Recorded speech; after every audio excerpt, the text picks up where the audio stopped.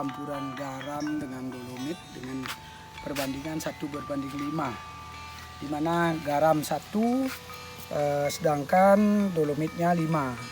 Tujuannya, nah ini cara pemakaiannya dulu, kita sebar di lahan sebelum kita mengolah sebelum kita membuat bedengan. Kita sebar merata dengan kira-kira perbandingan dalam 1 hektar itu menghabiskan sekitar 10 sak dolomit yang beratnya 50 kilo, dan ininya garamnya sekitar 2 sak atau sekitar 100 kilo garam. Jadi tujuannya adalah untuk menaikkan pH tanah. Kalau fungsi dolomit itu untuk menaikkan pH tanah supaya unsur kalium yang ada di dalam tanah itu bisa terserap dengan maksimal. Bukan unsur kalium, unsur fosfat.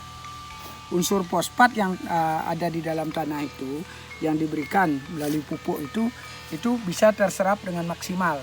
Sedangkan garam fungsinya adalah untuk menaikkan supaya kalsium yang ada di dalam tanah terserap dengan maksimal. Itu fungsi daripada garam dan dolomit. Saya kira untuk pemakaiannya kita sebar secara merata saja di dalam di lahan kita. Saya kira itu untuk pemakaian dolomit dan garam. Terima kasih. Hari ini kita akan memberikan dolomit yang sudah dicampur dengan garam pada lahan ya, untuk supaya nanti tumbuhannya kita itu bisa menyerap unsur hara, fosfor dan kalium dengan baik. Jadi ini nanti ya, jadi sebarkan ya, seperti itu.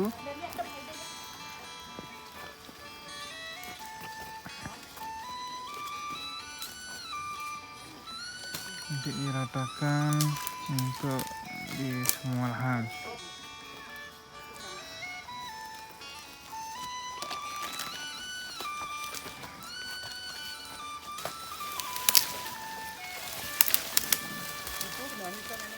Selamat pagi pemirsa petani Bali semua.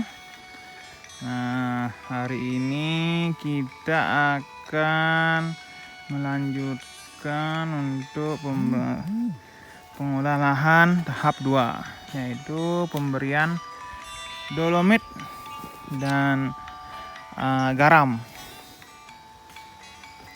pada lahan ya. Jadi penampakannya adalah seperti ini.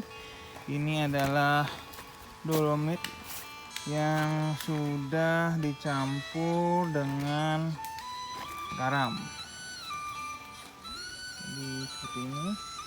Komposisinya adalah 20 kilo dolomit dicampur dengan 10 kilo garam. Nah, jadi seperti ini. Perlu kita ketahui ya, dalam budidaya kita perlu yang namanya unsur hara makro dan mikro. Dimana unsur hara makro diperlukan lebih sedikit daripada unsur hara mikro. Dimana fungsi dari unsur hara makro adalah untuk merangsang pertumbuhan vegetatif dari tumbuhan secara keseluruhan, akar, batang, daun, dan yang lain-lainnya. Berperan dalam pembentukan zat hijau daun, berperan dalam pertumbuhan protein, lemak, dan senyawa lainnya, mempercepat pertumbuhan dan pemasakan biji dan buah, dan salah satu sumber daya tahan tanaman terhadap kekeringan dan penyakit, dapat menetralkan senyawa atau keadaan yang tidak menguntungkan pada tanah. berperan dalam transportasi fosfat di tanaman, berperan dalam pembentukan bintil akar.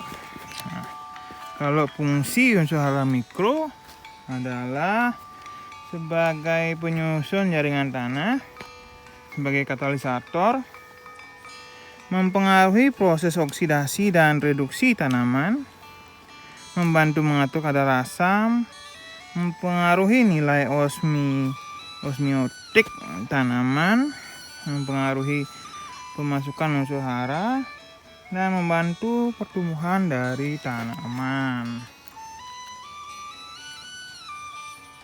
Di dalam pembentukan unsur hara pada tanah, biasanya petani menggunakan garam dan dolomit karena terkadang bahan baku dari pupuk organik itu cukup mahal dan jarang bisa dijumpai. Jadi petani biasanya mencari solusi lain dengan pemberian dolomit dan garam yang sudah dicampur. Karena garam dipercaya dapat memacu mikroorganisme dalam tanah sebagai penghasil unsur hara makro dan mikro agar dapat berkembang sehingga dapat meningkatkan unsur hara pada tanah. Penggunaan dolomit difungsikan untuk menambah struktur tanah, merubah struktur tanah menjadi lebih gembur yang berdampak positif bagi perkembangan mikroorganisme pada tanah yang dapat mengurangi sisa beracun dan mengurangi hilangnya unsur hara makro akibat pencucian.